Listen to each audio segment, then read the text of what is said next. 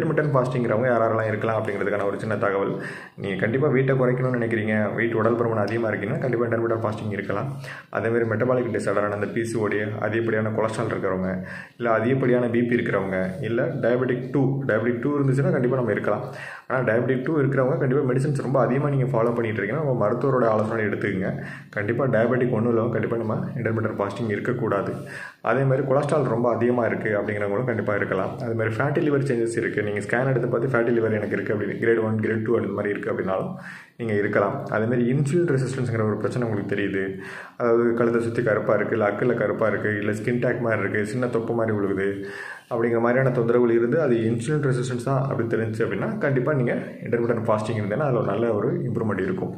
அதேமாதிரி இன்டைஜஷன் பிரச்சனை, உங்களுக்கு செரிமான பிரச்சனை இருக்குது, எது சாப்பிட்டாலுமே நெஞ்சுக்குள்ளே நிற்கிது, எது கழிக்குது, வயிறு உப்பிசமாக இருக்குது, கேஸ் அதிகமாக ஃபார்ம் ஆகுது, உடம்பு ஃபுல்லாகவே ஒரு மாதிரி கேஸ்னால ஒரு மாதிரியான வலி, தொட்டால் கூட ஒரு மாதிரி ஏப்பமாக வந்துக்கிட்டே இருக்குது, எமோஷன் ஒழுங்காக போகல, வயிறு உப்பிசமாக இருக்குது அப்படிங்கிறவங்க கண்டிப்பாக ஒரு இன்டர்மிட்டன்ட் ஃபாஸ்டிங் இதை ஃபாலோ பண்ணிங்கன்னா உங்களுடைய கட் ஹெல்த் அப்படிங்கிறது நல்லா இம்ப்ரூவ் ஆகும். இல்லை கட்டில் ஒரு இன்ஃப்ளமேட்டரி பவுல் டிசீஸ், அதாவது வயிறுக்குள்ளே ஒரு குடலில் ஒரு வீக்கமாக இருக்குது அப்படிங்கிறவங்க கண்டிப்பாக நம்ம வந்து இந்த மாதிரி இன்டர்மிட்டன்ட் ஃபாஸ்டிங் இதை ஃபாலோ பண்ணலாம். ஏன்னா மொத்தமாகவே வந்து அது இன்டர்மிட்டன்ட் ஃபாஸ்டிங் அப்படிங்கிறது இந்த இன்ஃப்ளமேஷனை வந்து ரெடியூஸ் பண்ணணும், இன்ஃப்ளமேஷனை வந்து நமக்கு நல்லாவே குறைக்கும். அதனால் நம்ம இன்டர்மிட்டன்ட் ஃபாஸ்டிங் பண்ணுறவங்க இதெல்லாமே நம்ம ஃபாலோ பண்ணலாம். அவங்க எல்லாருமே நம்ம நல்லபடியாகவே ஃபாலோ பண்ணலாம். யாரெல்லாம் ஃபாலோ பண்ணக்கூடாது அப்படின்னு பார்த்தீங்கன்னா கண்டிப்பாக ப்ரெக்னெண்ட்டாக இருக்கவங்க ஃபாலோ பண்ணக்கூடாது. ஏன்னா அவங்களுக்கு அதிகப்படியான சத்துக்கள் தேவைப்படும். அதனால் ப்ரெக்னெண்ட்டாக இருக்கிறவங்க, இல்லை ஃபீடிங் பண்ணுற மதர், அதே மாதிரி சின்ன குழந்தைங்க, இல்லை ஒரு 60 வயசுக்கு மேலே உள்ளவங்க, டயபெட்டிக் 1 உள்ளவங்க, அதே மாதிரி ஹார்ட் டிசீஸ், தைராய்டு பிரச்சனை, கேன்சர் பிரச்சனை உள்ளவங்க, இந்த மாதிரியான உங்களுக்கு ஒரு பெரிய ஒரு வியாதிகள் இருக்குது அப்படின்னா கண்டிப்பாக உங்கள் மருத்துவரோட ஆலோசனையோட ஃபாலோ பண்ணுங்கள்.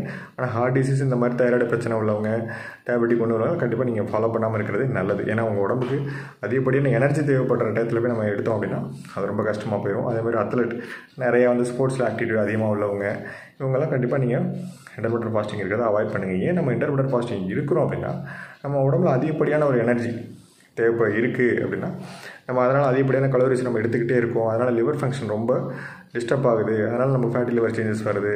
நம்ம அதிகப்படியான கார்போஹைட்ரேட் எடுக்கிறோம், இல்லை அதிகப்படியான ஒரு ஃபேட் எடுக்கிறோம், அதிகப்படியான ஒரு என்ன சொல்கிறது ஜங்க் ஃபுட் அதிகமாக எடுத்துக்கிட்டே இருக்கோம், அதிகப்படியான சுகர் எடுத்துக்கிட்டு இருக்கோம், அதிகப்படியாக ஹோட்டல் சாப்பாடெலாம் எடுத்துகிட்டு இருக்கும்போது நம்ம கார்போஹைட்ரேட்டு, ஃபேட்டு, சுகர் லெவல் அதிகமாகிட்டே இருந்துச்சு அப்படின்னா கண்டிப்பாக நம்ம அதை குறைக்கிறதுக்கு நம்ம இந்த மாதிரி இன்டர்மிட்டன்ட் ஃபாஸ்டிங் எடுத்தோம் அப்படின்னா அதனால் ஏற்படக்கூடிய பாதிப்புகள் அப்படிங்கிறது கண்டிப்பாக குறையும்.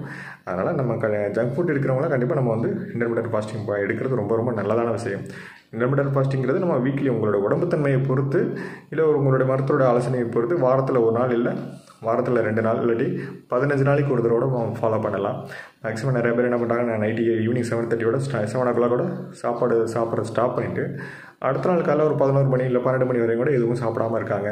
அதுக்கிடையில் ஒரு லெமன் எடுக்கிறத விட, லெமன் ஜூஸ் எடுக்கிறத விட நல்லது தான். ஏன்னா நம்ம லிவரை வந்து நம்ம அது ரொம்ப கிளியர் பண்ணி வச்சுக்கோம். லிவரை நல்லா இம்ப்ரூவ் பண்ணுறதுக்கும் நமக்கு இன்டர்மிட்டன்ட் ஃபாஸ்டிங் ரொம்ப மிகப்பெரிய ஒரு ஹெல்ப் பண்ணும். அதனால் வாய்ப்பு இருக்கிறவங்க உங்களோட உடல் தன்மையை பொறுத்து நல்லா எனர்ஜி லெவலாக இருக்கேன், நான் எது சாப்பிட்டாலும் எனக்கு வந்து ஒன்றும் ஒரு மாதிரி பசி இல்லாமல் இருக்குது அப்படிங்கிறவங்க இன்டர்மிட்டன்ட் ஃபாஸ்டிங் இருக்கலாம். நீங்கள் ஹெல்த்தியாக இருக்கீங்க அப்படின்னா எடுங்க. இல்லை நீங்கள் நான் சாப்பிடாமல் இருந்தேனாவே எனக்கு மயக்கம் வரும், வயிற்று புண்ணு மாதிரி வந்துடும், கொஞ்சம் பசிச்சா கூட எனக்கு வயிற்று புண்ணி வந்துடும், அந்த மாதிரி தலை சுற்றிடும் அப்படிங்கிறவங்க கண்டிப்பாக இன்டர்மிட்டன்ட் ஃபாஸ்டிங்கிறது இருக்காதீங்க. ஏன்னா அவங்களுக்கு ரொம்ப அதிகப்படுத்தி விட்டுரும் அந்த மாதிரி வேக்காலத்தெல்லாம்.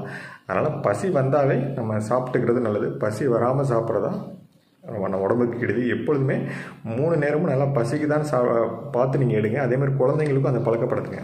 குழந்தைங்களுக்கு பசிக்குதாங்கிறத கேளுங்க. நிறைய குழந்தைங்களுக்கு பசி இல்லாமலே நிறைய உணவு முறைகளை போட்டு நம்ம அமைக்கிக்கிட்டே இருக்கிறதுனால தான் அந்த குழந்தைங்களுக்கு நிறைய ஒபேசிட்டி பிரச்சனைகள் வந்து சின்ன வயசுலேருந்து ஹார்மோன் டிசார்டரும் நிறைய வருது. நிறைய ஹார்மோன் டிசார்டரை நம்ம அவாய்ட் பண்ணுறதுக்கும் இந்த இன்டர்மிட்டன்ட் ஃபாஸ்டிங்கிறது ரொம்ப ஹெல்ப் பண்ணும். அதனால் இன்டர்மிட்டன்ட் ஃபாஸ்டிங்கிறது ரொம்ப ரொம்ப ரொம்ப நல்லதான ஒரு விஷயம். ஆனால் அதுக்கு யார் பண்ணணும், எப்படி பண்ணணுங்கிறத இந்த வீடியோ பார்த்தாலே உங்களுக்கு புரிஞ்சிருக்கும்னு நினைக்கிறேன். கொஞ்சம் கவனமாக எடுங்க. உங்களுக்கு சந்தேகம் இருந்ததுன்னா கண்டிப்பாக அருகிலுள்ள மருத்துவர் அணுகுங்க. இல்லை என்னுடைய கான்டாக்ட் நம்பர் அதில் இருக்கும், அதில் நீங்கள் வாய்ஸ் மெசேஜ் பண்ணால் கூட நான் எப்படி எடுக்கணுங்கிறதோட டீட்டெயிலாக நான் சொல்லுவேன்.